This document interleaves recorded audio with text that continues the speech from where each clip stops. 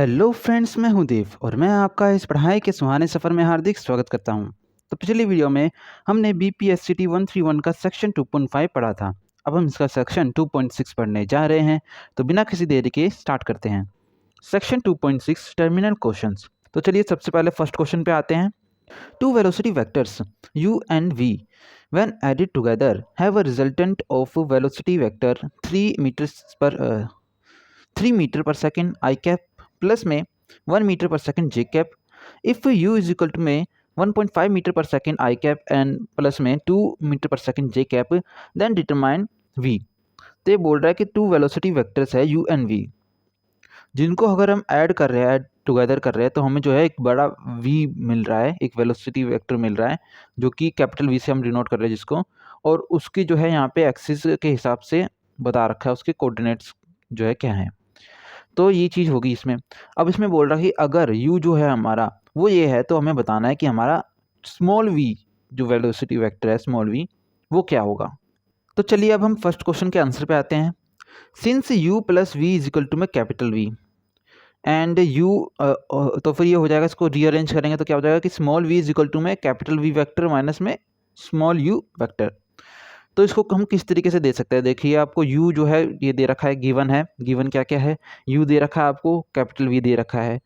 अब इसको जो है इनकी वैल्यूज़ को इस फॉर्मूले में पुट कर देना है, और आपको सब्ट्रैक्शन आता ही है। तो सब्ट्रैक्शन करने के लिए क्या करते हैं, हम x कंपोनेंट को x कंपोनेंट से माइनस कर देंगे, y कंपोनेंट को y कंपोनेंट से माइनस कर देंगे। x और y कंपोनेंट को कैसे पता करना है कि हमारा i कैप है तो x कंपोनेंट है, y g कैप है तो y कंपोनेंट है, और अगर k कैप होगा तो z कंपोनेंट होगा। तो इस तरीके से हम जब माइनस कर देंगे इसको, तो हमारा आंसर जो है वो आ जाएगा 1.5 metre per second I cap minus में 1 metre per second J cap. तो चलिए अब इसके हम सेकंड क्वेश्चन पे आते हैं। Calculate the area of triangle A B C if the coordinates of the vertices A B and C are 1 2 0 3 2 1 and 1 2 -2 respectively. तो ये बोल रहा है कि हमें जो है एक ट्राइंगल है ए बी सी, उसके हमें जो है एरिया निकालना है, और हमें बोल रहा है कि उसके कोऑर्डिनेट्स जो है ए पॉइंट यानी कि उसके वर्टिसेस के ए बी सी वर्टिसेस के वो कोऑर्डिनेट्स ये रहे। अब इसका एरिया बताइए आप। तो चलिए अब हम क्वेश्चन 2 के आंसर पे आते हैं। We can write the position vectors of the 3 points A B C as this. हमें जो है पहले तो पोजीशन वेक्टर जो है निकालने हैं 3 पॉइंट्स के। तो हमने आर ए आर बी और आर सी करके 3 वेक्टर्स के जो पोजीशन है, पोजीशन वेक्टर्स वो निकाल लिए हैं। Let the side A B represented by the velocity vector A and B C B represented by B. A B जो है हमारी साइड, उसको हमने वेलोसिटी वेक्टर ए से रिप्रेजेंट कर दिया, बी सी को हमने बी से रिप्रेजेंट कर दिया। Then you can see that vector A is equal to में R B minus R A. जो हमारा वेक्टर ए जो होगा वो हमारा जो है आर बी माइनस आर ए हो जाएगा। तो इस तरीके से हम बता सकते हैं। उसके बाद में हमारा वेक्टर बी जो होगा वो भी हमारा क्या हो जाएगा, R C minus R B हो जाएगा। Read the margin remark then. तो ये चीज़ समझने के लिए हम क्या कर सकते हैं, ये मार्जिन रिमार्क दे सकते हैं। जैसे कि हमने बताया कि यहाँ पे आर ए आर बी और आर सी जो है यहाँ पे हमारे पोजीशन वेक्टर है। तो पोजीशन वेक्टर है तो हमने बोला कि आर ए बी जो लाइन है उसको हम किससे डिनोट कर रहे हैं, एक पोजीशन वेक्टर का एंड जो है हमारा ये, तो इससे लेकर इस तक का आर बी का एंड जो है पोजीशन वेक्टर का, उस तक के एक वेक्टर खींच दिया और उसको हमने डिनोट कर दिया ए से। और इसको हम लिख कैसे सकते हैं, इसको जो होता है ये डिफरेंस होता है इसका। तो हम बोल रहे हैं कि दो पोजीशन वेक्टर के बीच का डिफरेंस निकाल रहे हैं हम, जो कि हमारा वेक्टर ए है। और इसका जो फॉर्मूला होता है वो हमारा ये होता है कि आर बी माइनस आर ए करके हम जो है इसकी वैल्यू जो है निकाल सकते हैं। तो इस तरीके से यहाँ पे हो गया। तो अब हम इसको कैलकुलेट करना है इसके एरिया को। तो इसके एरिया को कैलकुलेट करने के लिए, ट्राइंगल के एरिया को कैलकुलेट करने का सिंपल सा फॉर्मूला क्या है कि हाफ इंटू में जो होता है लेंथ इंटू में ब्रेथ होती है, कोई एक परपेंडिकुलर 90 डिग्री का अगर ट्राइंगल है तो, और बाकी हाइट इंटू में बेस होता है, हाइट इंटू में बेस। तो कोई सा भी ट्राइंगल है तो उसके लिए तो हाइट और बेस का चल जाता है। तो इससे हम निकाल लेंगे कि हाफ इंटू में हाइट इंटू में बेस करके, वेयर ए जो है वो क्या होगी हमारी, एक साइड होगी क्रॉस बी। ये जो है वेक्टर के निकालने के लिए फॉर्मूला हो गया कि हाफ इंटू में क्रॉस कर देना है दोनों का। तो ये निकाल देंगे हम। जब ये करेंगे तो आपको जो है पता है कि ए की वैल्यू क्या आ रही है, ए की वैल्यू आप निकाल लें कि आर बी माइनस आर ए करके, इसी तरीके से बी की वैल्यू भी निकाल लेंगे आपकी R C minus R B करके। इसके बाद में आपको क्या करना है कि इनको इस फॉर्मूले में डाल देना है। इस फॉर्मूले में डालेंगे तो हमारा आंसर जो आ जाएगा वो आ जाएगा 1/2 और ब्रैकेट में जो भी है हमारे इक्वेशंस है ए और बी की वो डाल देंगे, उसको सॉल्व करेंगे। बाद में इसको सॉल्व करने के बाद में हमारा जो है आंसर आएगा एरिया इज इक्वल टू में हाफ अपॉन में under the root X square plus में एक्स जो है एक्सिस है यानी कि -9 का स्क्वायर और वाई का फिर स्क्वायर है यानी कि 1 का स्क्वायर और प्लस में 6 का स्क्वायर। ये जो है ये हमारा आंसर आ जाएगा जो कि इक्वल टू में हमारा हो जाएगा 119 अपॉन में 2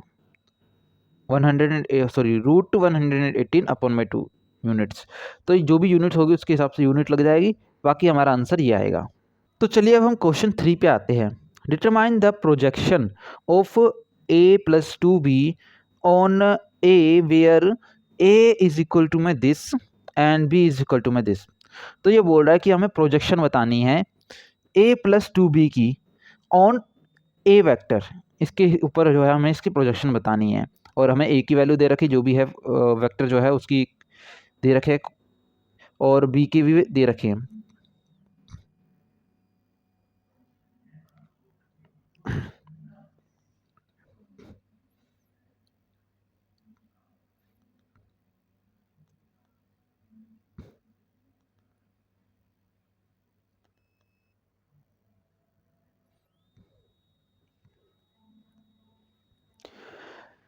तो चलिए अब हम क्वेश्चन 3 के आंसर पे आते हैं।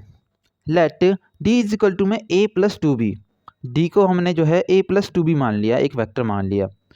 अब इसको जो है हम सब्सटीट्यूट कर रहे हैं a और b की वैल्यूज़ को, a और b की वैल्यूज़ को सब्सटीट्यूट करके हम जो है वेक्टर d की वैल्यू निकाल लेंगे जो कि हमारा जो है a प्लस 2b है, इक्वल टू में a प्लस 2b है तो हम d उसको लेट कर रहे हैं, ये वैल्यू निकाल लेंगे हम।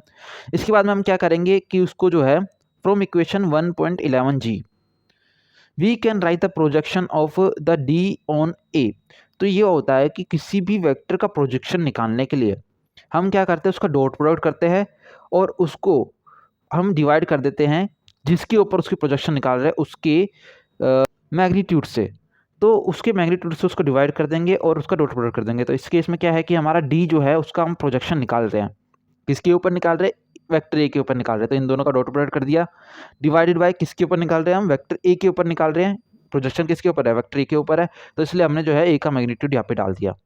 अब मैग्नीट्यूड निकालने का जो था फॉर्मूला वो तो आपको पता ही है कि under the root X square जो है एक्स कंपोनेंट है उसका स्क्वायर प्लस में वाई कंपोनेंट का स्क्वायर प्लस में जेड कंपोनेंट का स्क्वायर। इसी तरीके से हमारा जो है यहाँ पे भी डॉट प्रोडक्ट कर देंगे। डॉट प्रोडक्ट को भी आपको पता है कि कैसे करना है, X component into X component, Y component into में Y component, Z component into में जेड कंपोनेंट। और इसके बाद में जो हमारा आंसर जो है वो आ जाएगा हमारा 18 अपॉन में रूट 14। तो चलिए अब हम क्वेश्चन नंबर 4 पे आते हैं। Determine a vector of magnitude 2 units perpendicular to each of the vectors, vector A is equal to में this and B is equal to में दिस।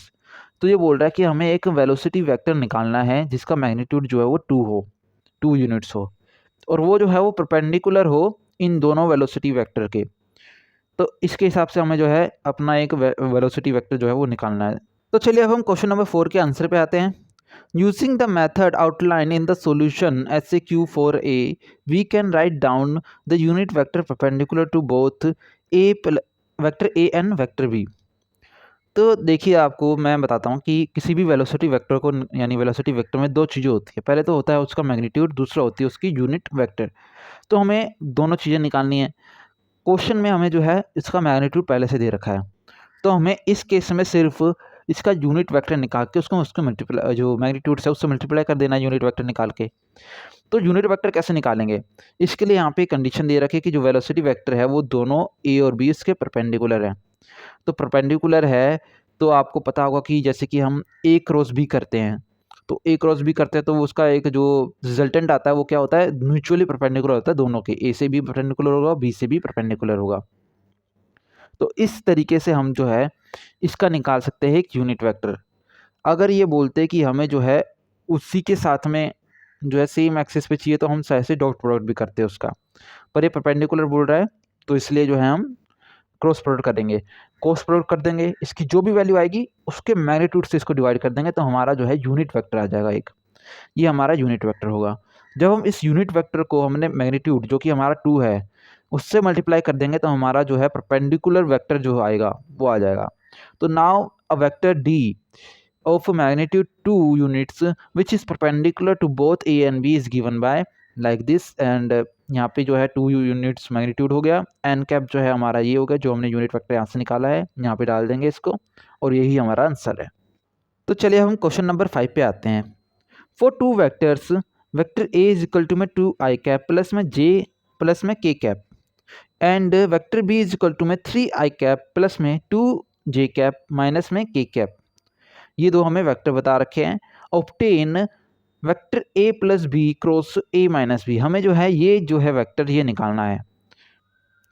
तो चलिए अब हम क्वेश्चन नंबर 5 के आंसर पे आते हैं। With A is equal to में 2 आई कैप प्लस में जे कैप प्लस में K cap and B is equal to में 3 आई कैप प्लस में 2 जे कैप माइनस में के कैप, हमें जो है सोल्व करना है इस वैल्यू को, यानी कि हमें इसकी इवेल्युएट करना है A plus B cross A minus B को।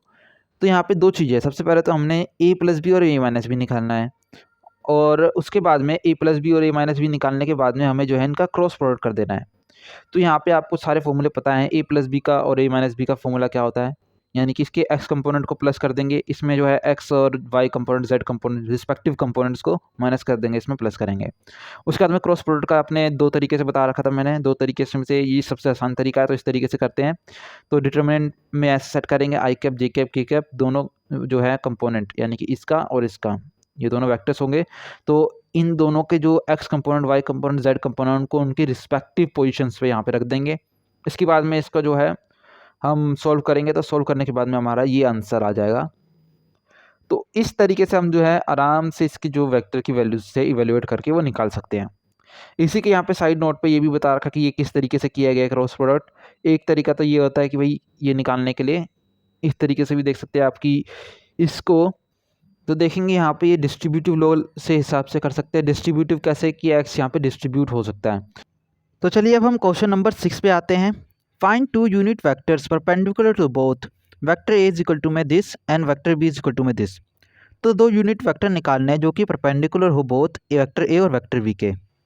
तो चलिए अब हम क्वेश्चन नंबर 6 के आंसर पे आते हैं।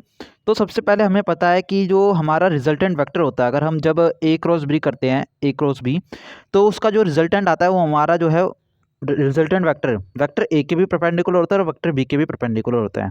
तो सबसे पहले तो हमारा एक यूनिट वेक्टर जो हो गया वो रिजल्टेंट वेक्टर का यूनिट वेक्टर हो जाएगा। तो हम रिजल्टेंट वेक्टर सबसे पहले निकालेंगे। तो रिजल्टेंट वेक्टर निकालने के लिए हम क्या करते हैं, यहाँ पे क्रॉस प्रोडक्ट करेंगे, तो यहाँ पे डिटरमिनेंट के हिसाब से हम निकाल लिए, यहाँ पे हमारा रिजल्टेंट वेक्टर ये आ गया है।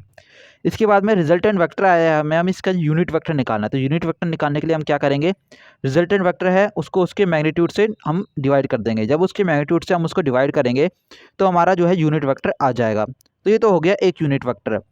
पर अगर जो है हमें अनदर यूनिट वेक्टर निकालना है तो हम क्या करेंगे, इसका जो साइन है उसको हम अपोजिट साइन में कर देंगे। यानी कि एक तो हमारा जैसे कि एक्स और वाई एक्सिस में था, दो वेक्टर आप मान लीजिए, एक एक्स एक्सिस में है एक वाई एक्सिस में है, positive X and positive Y. तो हमारा जो एक परपेंडिकुलर यूनिट वेक्टर जो दोनों एक्स और वाई एक्सिस के दोनों परपेंडिकुलर हो, एक यूनिट वेक्टर तो आएगा जेड एक्सिस के ऊपर और दूसरा यूनिट वेक्टर जो आएगा वो हमारा आएगा माइनस जेड एक्सिस के ऊपर। तो इसके हिसाब से हमारा जो है हम इधर अगर रिजल्टेंट में हमारा एक यूनिट वेक्टर आ रहा है तो उसको अगर हम नेगेटिव साइन यानी कि अपोजिट वेक्टर लेंगे तो हमारा जो है वो सेकंड वेक्टर भी निकल जाएगा। तो चलिए अब हम क्वेश्चन नंबर 7 पे आते हैं। Determine the torque about the point 1 0 -1 due to a force this being exerted at the point 2 -1 and 4। तो हमें जो है टॉर्क निकालना है कि जो कि एक इनिशियल यानी कि एक्सेल पॉइंट जो है वो ये है और जिस पॉइंट पे फोर्स लग रहा है वो पॉइंट ये है और फोर्स ये लग रहा है। तो इसके हिसाब से हमें जो है टॉर्क निकालना है। तो चलिए अब हम क्वेश्चन नंबर 7 के आंसर पे आते हैं। The torque is tau is equal to में आर वेक्टर आर इंटू में वेक्टर एफ, जो कि हमारा हो जाएगा आर हमारा यहाँ पे पोजीशन वेक्टर है। तो पोजीशन वेक्टर निकालने के लिए हम क्या करेंगे, सिंपल सा फैक्टर है फाइनल माइनस इनिशियल, यानी कि फाइनल पॉइंट्स माइनस में इनिशियल पॉइंट्स। तो हमारा फाइनल पॉइंट क्या था जिस पे फोर्स लग रही थी वो पॉइंट ये था और रेफरेंस पॉइंट जो था वो हमारा ये पॉइंट था कि ये जो है हमारा एक्सियल पॉइंट एक तरीके से है। तो हम क्या करेंगे, फाइनल माइनस इनिशियल करेंगे। तो फाइनल में हमारा आ जाएगा 2 - 2 I cap -1 J cap minus 4 K cap, यहाँ पे ऐसे आ गया, इसी तरीके से यहाँ पे भी आ जाएगा। तो 1 आई कैप 0 जे कैप माइनस 1 के कैप, इसको माइनस कर देंगे, हमारा जो है यहाँ पे पोजीशन वेक्टर आ जाएगा। अब पोजीशन वेक्टर आएगा तो अब टॉर्क निकालना, तो टॉर्क का फॉर्मूला क्या होता है, vector R cross vector F. तो इसमें हम इसका क्रॉस प्रोडक्ट कर देंगे, क्रॉस प्रोडक्ट करने के बाद में हमारा जो आंसर आएगा वही हमारा जो है टॉर्क हो जाएगा, जो कि ये रहा।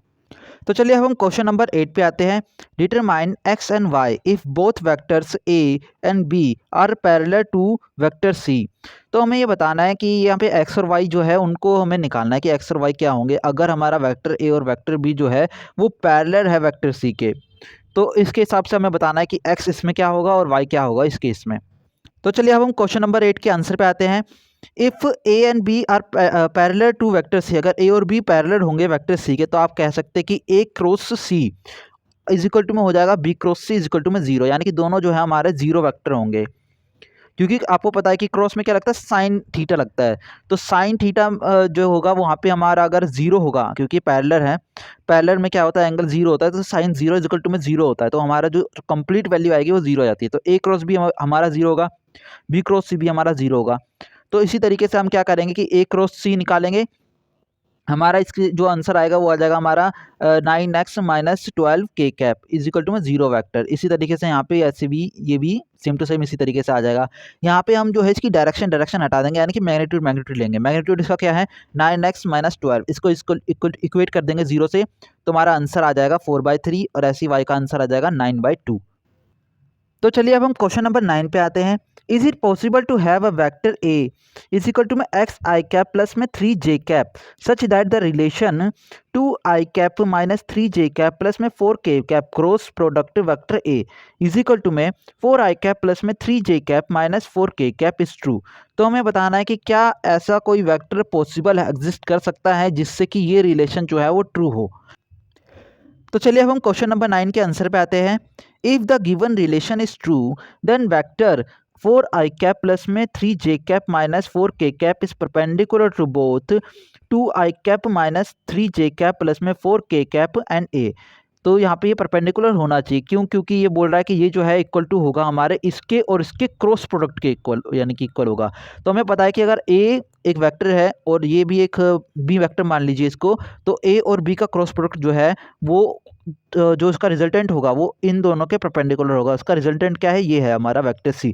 तो ये जो है हम देखेंगे कि ये जो है इसके परपेंडिकुलर होना चाहिए। तो हम कह रहे हैं कि ये जो है ये वेक्टर इस वेक्टर के परपेंडिकुलर है। तो हम क्या कर रहे हैं कि इन दोनों का स्केलर प्रोडक्ट निकाल देते हैं। स्केलर में क्या होता है कि हमारा कोस थीटा आता है, तो कोस थीटा 90 पे क्या होता है, 0 होता है। तो इस केस में हमारा जो है इसकी वैल्यू जो है वो 0 आनी चाहिए, पर जब हम इसका ये डॉट प्रोडक्ट करेंगे तो हमारी वैल्यू जो है वो -17 आएगी, जो कि हमारी 0 नहीं है।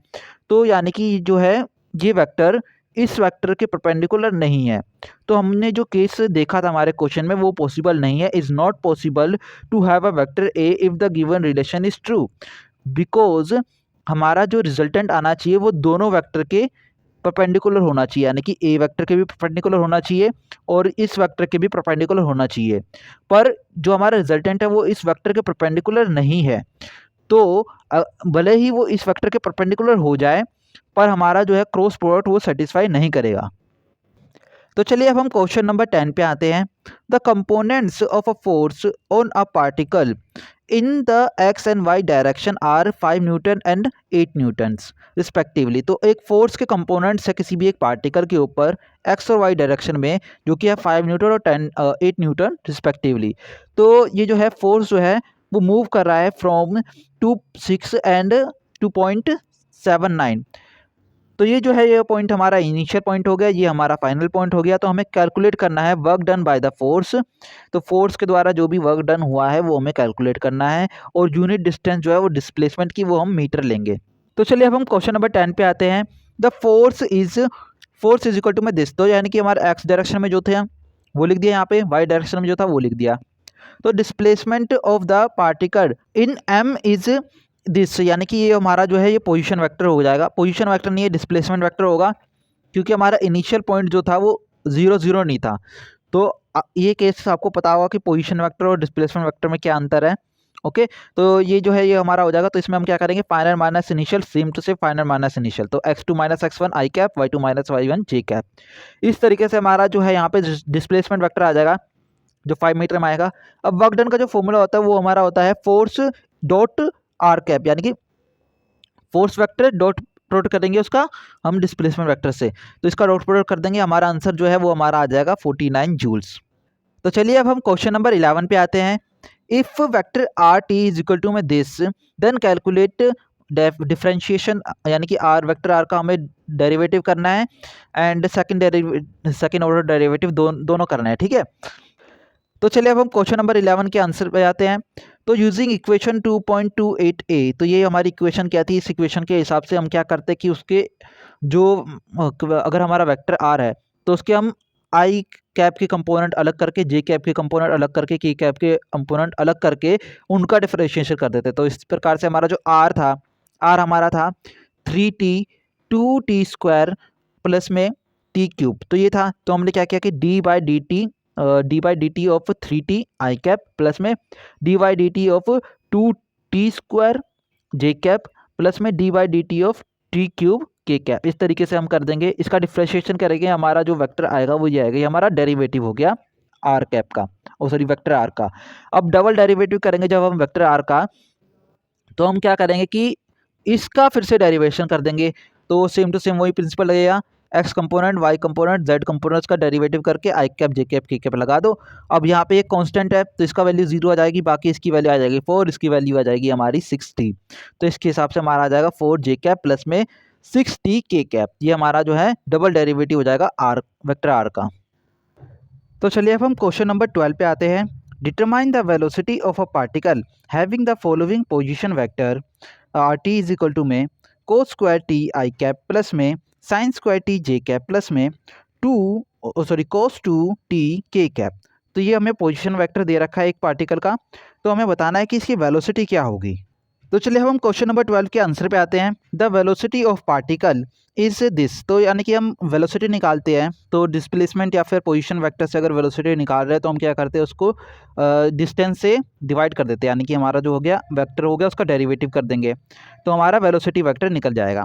तो वेलोसिटी वेक्टर को डेरिवेट करने के लिए यहाँ पे एक स्पेशल कंडीशन क्या है कि यहाँ पे हमारा वेलोसिटी वेक्टर जो है वो वेक्टर फंक्शन है, तो वेक्टर फंक्शन को डेरिवेट करना होगा। वेक्टर फंक्शन को डेरिवेट करने के लिए हम क्या करते हैं कि उसके कंपोनेंट को, रिस्पेक्टिव कंपोनेंट को डेरिवेट करके उनके पीछे I cap J cap K cap लगा देते हैं। तो जैसे कि फर्स्ट है हमारा जो एक्स कंपोनेंट है उसको डेरिवेट कर दिया, आई कैप लगा दिया। जो हमारा जेड कंपोनेंट था वाई एक्सिस का कंपोनेंट, उसको हमने डेरिवेट किया, जे कैप लगा दिया।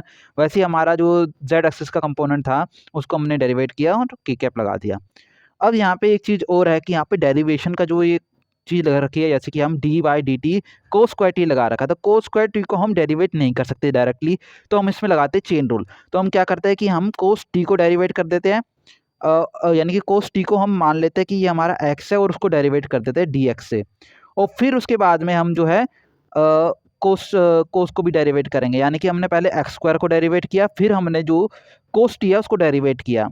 तो इस तरीके से जब हम इसको डेरिवेट करते हैं चेन रूल के द्वारा, इसको भी चेन रूल के द्वारा करेंगे और इसको भी चेन रूल से ही करेंगे, तो तीनों जब हम चेन रूल से करेंगे तो हमारा आंसर जो है वो जैसे आ जाएगा। इसको फिर हम जो है सिंप्लीफाई करने के बाद में इसको इस तरीके से लिख देंगे जो कि हमारा जो है ये फाइनल आंसर हो जाएगा। तो चलिए अब हम क्वेश्चन नंबर 13 पे आते हैं। The position vector of an object of mass m moving along a curve is given by R T is equal to में A T square I cap plus में sine B T J cap plus में cos B T K cap, और यहाँ पे बता रखा है कि टी जो है वो 0 से बड़ा है और 1 से छोटा है। Where A and B are constants, calculate the force being exerted on the object. तो यहाँ पे हमें ये दे रखा है कि पोजीशन वेक्टर दे रखा है, एक चीज़ तो ये दे रखी है, मास बॉडी का दे रखा है वो m है, और वो कर्व में एक मूव कर रहा है, और उसका पोजीशन वेक्टर इस तरीके से है। अब हमें बताना है कि फोर्स क्या लग रहा है उस ऑब्जेक्ट के ऊपर, वो हमें बताना है। तो चलिए अब हम क्वेश्चन नंबर 13 के आंसर पे आते हैं। The force on the object is equal to में m D R square by D T. तो यानी कि हमें जो है पोजीशन वेक्टर दे रखा है, पर हमारा जो फोर्स का फॉर्मूला जो होता है वो होता है मास इंटू एक्सेलरेशन। अब हमें पोजीशन दे रखी है तो हमें उससे एक्सेलरेशन करना है, तो हम क्या करेंगे, उसका डबल डेरिवेटिव कर देंगे। तो इसलिए हमने जो है पोजीशन वेक्टर का डबल डेरिवेटिव कर दिया। अब इसके बाद में हमें जो है यहाँ पे हमारा डबल डेरिवेटिव निकालना है तो सबसे पहले हमारा जो पोजीशन वेक्टर जो दे रखा था वो इस प्रकार से दे रहा था, जिस तरीके से हमारा लास्ट क्वेश्चन था 12th क्वेश्चन, उसी में वेक्टर फंक्शन के रूप में दे रखा है। वेक्टर फंक्शन के रूप में दे रखा है, X component Y component Z component को डेरिवेटिव कर देंगे। उनका डेरिवेट करने के बाद में फिर से हम उसको रीडेरिवेट करेंगे डबल डेरिवेटिव करने के लिए, दोबारा डेरिवेट करेंगे X component Y component Z component को, और उनके पीछे I cap J cap K cap लगा देंगे। उसके बाद में हम क्या करेंगे, उसको एम से मल्टीप्लाई कर देंगे। एम एक कांस्टेंट है, तो कांस्टेंट को अगर किसी वेक्टर से मल्टीप्लाई करते हैं तो उसकी वैल्यू जो है अंदर मल्टीप्लाई हो जाती है। तो उसी तरीके से यहाँ पे जैसे कि हमें जब डबल डेरिवेटिव किया तो हमारा क्या है, 2a आई कैप माइनस में B square sine B T J cap minus में B square cos B T K cap, ये आया। हमने इसको m से मल्टीप्लाई कर दिया तो हमारा आंसर आ गया फोर्स इज इक्वल टू में 2ma आई कैप माइनस में m B square sine B T J cap minus में m B square cos B T K cap. तो ये यानी कि एकदम सेम टू सेम आ गया, तो यही हमारा जो है फाइनल आंसर है। तो चलिए अब हम क्वेश्चन नंबर 14 पे आते हैं। A curve is described by the following parametric equations, x is equal to में 2, y इज इक्वल टू में 3t square plus 2 and z is equal to में 4 minus t। Determine the unit tangent vector of the curve at the point t is equal to में 1। तो यहाँ पे हमें जो है ये पैरामेट्रिक इक्वेशन दे रखी है एक कर्व की, तो हम पहले तो इसकी पैरामेट्रिक इक्वेशन से कर्व की इक्वेशन निकालेंगे, और फिर हमें बताना है कि अगर जो t इज इक्वल टू में 1 पॉइंट पे उस कर्व का टेंजेंट का यूनिट वेक्टर क्या आएगा। तो टेंजेंट एक वेक्टर निकाल लेंगे टेंजेंट के लॉग, और उसका यूनिट वेक्टर क्या आएगा ये बताना है हमें। तो चलिए हम क्वेश्चन नंबर 14 के आंसर पे आते हैं। The position function representing the curve corresponding to the given parametric equation is this. तो इस तरीके से हम पैरामेट्रिक इक्वेशन निकाल लेंगे। किस तरीके से, हमें पैरामेट्रिक इक्वेशन दे रखी थी, हम कर्व की इक्वेशन कैसे निकालेंगे, एक्स का जो दे रखा था हमें एक्स कंपोनेंट दे रखा था 2, वाई कंपोनेंट दे रखा था 3t स्क्वायर प्लस 2, वैसे ही जेड कंपोनेंट दे रखा था z इज इक्वल टू में 4 माइनस टी। तो ये पैरामेट्रिक इक्वेशन यहाँ पे डाल दी है, ये हमारी इक्वेशन होगी कर्व की। तो पोजीशन वेक्टर का हो गया कर्व का। अब क्या करेंगे, हमें पता है कि कर्व का हमें अगर टेंजेंट निकालना है किसी भी पॉइंट पे, तो हम क्या करेंगे उसका डेरिवेटिव कर देते हैं। तो इसका हम पोजीशन वेक्टर का डेरिवेटिव कर देंगे सीधा सा। तो derivative of R T at any value T defines the tangent of the curve at that value T. So we can write the tangent vector as. तो हम इस तरीके से टेंजेंट वेक्टर को लिख सकते हैं, इसका डेरिवेटिव कर देंगे। डेरिवेटिव करने के बाद में हमारी जो वैल्यू आ जाएगी वो आ जाएगी 6t जे कैप माइनस में के कैप। इसके बाद में हम क्या करेंगे कि at T is equal to में 1 the tangent vector is equal to में हो जाएगा हमारा टी की जो वैल्यू हम 1 डाल देंगे, और हमारा आंसर जो है वो आ जाएगा 6 जे कैप माइनस के कैप। अभी ये तो हो गया हमारा वेक्टर, पर जो हमें निकालना है, हमें यूनिट वेक्टर निकालना है। तो यूनिट वेक्टर निकालना है तो हम क्या करेंगे, इसको इसके मैग्नीट्यूड से डिवाइड कर देंगे।